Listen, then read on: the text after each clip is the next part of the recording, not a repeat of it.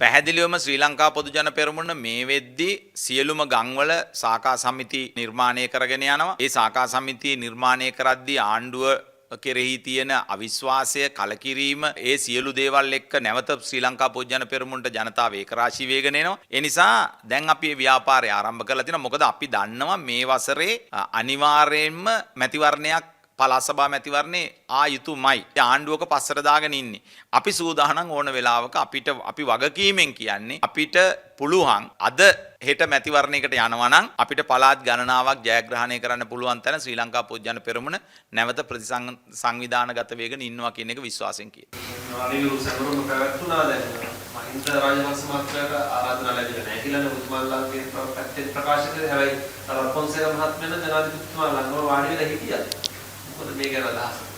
නෑ සැබෑවින්ම සරත් පොන්සේක මහත්මයාට වගකීම එවෙලාවේ හිටපු සේනාධිනායකයා විදියට මහින්ද රාජපක්ෂ මහත්මයා දුන්නා. ඉතින් ඒ නිසා දැන් ওই ලෝක යුද්ධයක් යනවානේ. එහා පැත්තෙන් ඉරානය, මෙහා පැත්තෙන් ඇමරිකාව. හැබැයි කවුරුත් කතා කරන්නේ ඒකේ ඉන්න මේ හමුදාවේ ප්‍රධානියා ගැන අපි නමක්වත් අහලා නැහැ. ඔය හමුදා දෙකේම ප්‍රධානීන්ගේ නමක්වත් මන් දන්නේ ඔයගොල්ලෝ අහලා තියෙනවද කියලා. කියන්නේ ඒ රටේ ජනාධිපතිවරුන්ගේ නම් යුද්ධේ නවත්තන්න ඕන නම් එහෙම නැත්නම් ඒකේ වැරද්දක් වුණා නම් ඉතින් ඒ නිසා යුද්ධේ වැරද්ද වෙච්ච එක ගැන මහින්ද රාජපක්ෂ ජනාධිපතිතුමාට අද බ්‍රිතාන්‍යයේද කැනඩාවේද ස්විට්සර්ලන්තයේද නම කීකේ විරෝධතා දක්වනවා.